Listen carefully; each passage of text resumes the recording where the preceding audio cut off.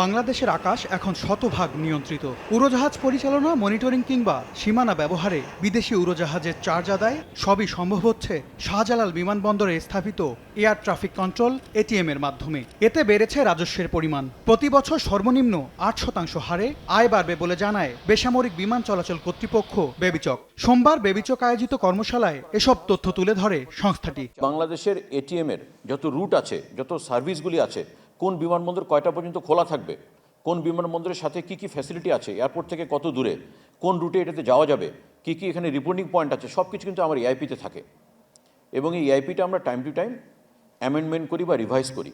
দিনব্যাপী কর্মশালায় নিরাপত্তা ইস্যুতে বেবিচক জানায়, সম্প্রতি যাত্রী ও উড়োজাহাজের জন্য ঝুঁকিপূর্ণ হয়ে দাঁড়িয়েছে ড্রোন পরিচালনা। সুরক্ষায় গুরুত্ব দিয়ে শাহজালাল বিমানবন্দরের জন্য এবছরই কেনা হবে এন্টি ড্রোন সিস্টেম।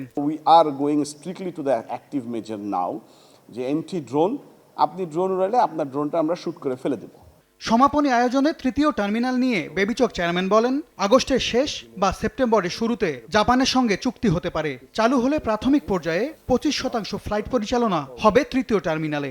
অগাস্টের শেষে অথবা সেপ্টেম্বরের প্রথম সপ্তাহে আমি আশা করছি চুক্তিটা হবে।